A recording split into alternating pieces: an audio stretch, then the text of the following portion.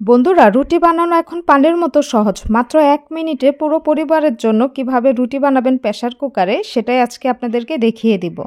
তো চলুন কথা না বাড়িয়ে মূল ভিডিও শুরু করা যাক। টিপস নাম্বার 1, যখন যাদের বাসায় তাওয়া থাকে না বা রুটি ভাজার কোনো কিছুই নেই, তখন যাদের ঘরে এরকম একটা প্রেসার কুকার আছে, প্রেসার কুকারে কিন্তু আপনারা এইভাবে রুটিগুলো ভেজে নিতে পারবেন। আর খুবই তাড়াতাড়ি এই প্রেসার কুকারে রুটিগুলো ভাজা হয়। একদম সহজভাবে রুটিগুলো ভাজতে পারবেন আর রুটিগুলো একদম ফুলকো ফুলকো হবে। আমি কিন্তু এখানে আপনাদেরকে রুটিগুলো ভাজিয়ে দেখে দিচ্ছি। দেখুন কতটা ফুলকো, আর নিমিষেই কিন্তু রুটিগুলো ভাজা হয়ে যায়। আর রুটিগুলো কিন্তু পুড়ে যাওয়ার ঝামেলাও থাকে না। এখানে একটা রুটি ভাজা হয়ে গেছে, আমি আপনাদেরকে আরেকটা রুটি ভাজে দেখে দিচ্ছি। তো আমি দিয়ে দিলাম আবারও আরেকটা রুটি। এইভাবে কিন্তু খুরসুনের সাহায্যে রুটিগুলো এইভাবে হালকা ঠেসে ঠেসে দিবেন, তাহলে দ্রুত রুটিগুলো ভাজা হয়ে যায় আর রুটিগুলো কিন্তু অনেক ফুলকো হয়। অনেকে সিদ্ধ আটার রুটি খেতে চান না, রুটি দাঁতে বেজে যায়। তো এইভাবে যদি আপনারা প্রেসার কুকারে রুটিগুলো ভাজেন তাহলে কিন্তু দাঁতে আর বেজে যাবে না, রুটিগুলো সুন্দরভাবে খেতে পারবেন। শুধু এই প্রেসার কুকারে রুটিগুলো ভাজার জন্য দেখেছেন কতটা ফুলকো হয়েছে। তো এইভাবে কিন্তু আমি 2টা রুটি আপনাদেরকে ভেজে দেখিয়ে দিলাম। তারপর হচ্ছে টিপস নাম্বার 2, বেশিরভাগ সময়ে রুটি বানাতে গেলে এরকম পিড়া বেলুনেতে লেগে যায়। তো কি করলে আর এই রুটিগুলো বানাতে গেলে এরকম লেগে যাবে না আর এরকম সাদা হবে না, আজকে কিন্তু আপনাদেরকে আমি সেটাই দেখিয়ে দেব। দেখুন আমি কিন্তু আটা দিয়ে বেলছি, তারপরেও কিন্তু এইভাবে বেলুনেতে লেগে যাচ্ছে। তো কিভাবে বেলুনেতে লাগবেন আজকে সেটাই শেয়ার করছি। আমি কিন্তু বেলুন পিড়িটা ভালো করে ধুয়ে নিয়েছি। ধুয়ে আপনারা যখনই রুটি বানাবেন, রুটি বানানোর আগে গ্যাসের চুলায় এভাবে একটু হালকা সেঁকে নেবেন বেলুন আর পিড়িটা। তাহলে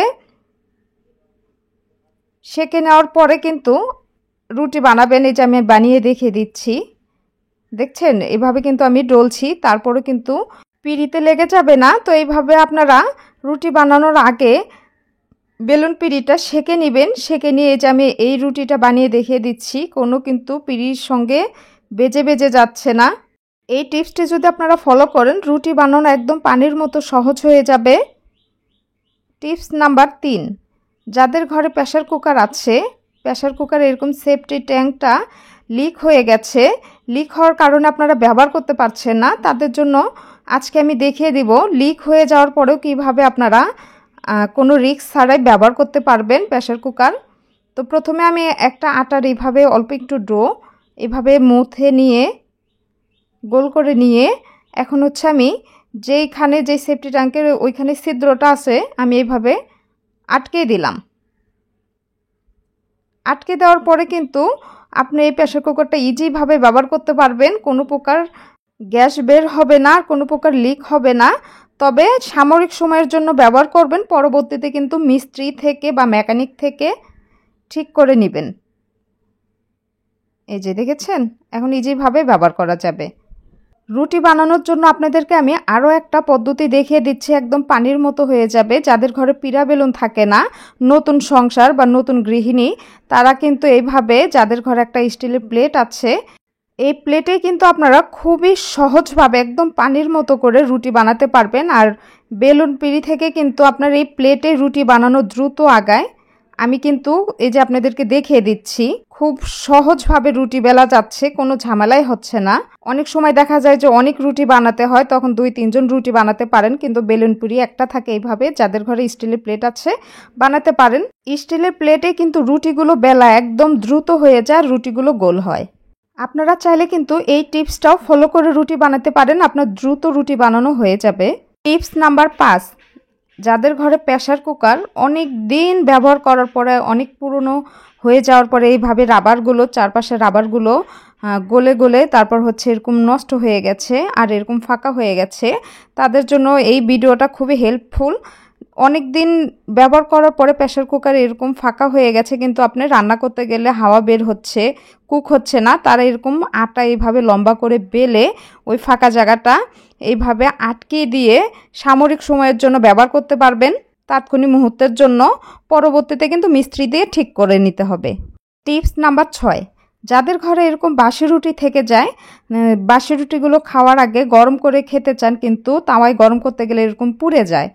আজকে আপনাদেরকে আমি সেটাই দেখিয়ে দিব কিভাবে রুটি গরম করবেন আর রুটি একটুও পুড়বে না। তো প্রথমে আমি রুটিগুলো এইভাবে ভাঁজ করে নিচ্ছি। ভাঁজ করে নিয়ে রুটিগুলো এখন আমি একটা টিফিন কারি বাটি বা ছোট স্টিলের যে বাটিগুলো থাকে ওই বাটিগুলোতে রেখে দিচ্ছি।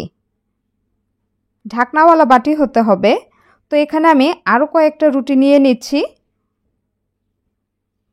মাত্র 1 মিনিটে রুটিগুলো গরম করবেন, কোনো ঝামেলা ছাড়াই। এখানে আমি আরও একটা রুটি নিয়ে নিচ্ছি। তো আমি রুটিগুলো নিয়ে নিলাম, নিয়ে এখন হচ্ছে আমি ঢাকনা দিয়ে মুখটা ঢেকে দিব। তারপর আমি একটা কড়াইয়ে করে পানি চুলাতে বসিয়ে দিব। পানিটা গরম হয়ে আসলে আমি হচ্ছে রুটিটা টিফিন কাঠি বাটিটা দিয়ে দিলাম। দিয়ে এখানে আমি 1 মিনিট জাল করে নিলে কিন্তু রুটিগুলো একদম গরম হয়ে যাবে। তো আমি 1 মিনিট গরম করে নিয়েছি। এখন চুলার জালটা অফ করে দিলাম। 1 থেকে 2 মিনিট, এর বেশি গরম করতে হবে না। এই যে দেখুন রুটিগুলো গরম করে নিয়েছি আর রুটিগুলো একদম নরম হয়েছে, কোনো শক্ত নেই। রুটিগুলো আমি আবারও দেখিয়ে দিচ্ছি। দেখুন রুটিগুলো কিন্তু একটু পুড়েও নেই, একদম মনে হচ্ছে যে আপনি রুটিগুলো মাত্র বানিয়েছেন, দেখে এমন বোঝা যাচ্ছে।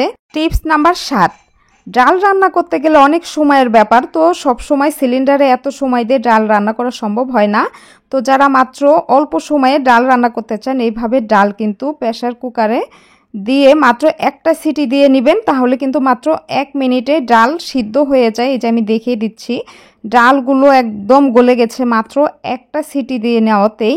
এভাবে আপনারা টিপসগুলো ফলো করে যদি কাজ করেন, আপনাদের সংসারের কাজ খুবই সহজ হয়ে যাবে। তো আজকের ভিডিওটা এখানে শেষ করে দিচ্ছি। ভিডিওটা ভালো লাগলে চ্যানেলটি সাবস্ক্রাইব করে দিবেন, পাশে থাকা বেল বাটনটি বাজিয়ে দিবেন। এরকম আমি যখন গুরুত্বপূর্ণ টিপসগুলো দিব আপনারা খুব সহজেই পেয়ে যাবেন। তো ভিডিওতে একটা লাইক দিয়ে দিবেন। আজকে এই পর্যন্তই। আল্লাহ হাফেজ।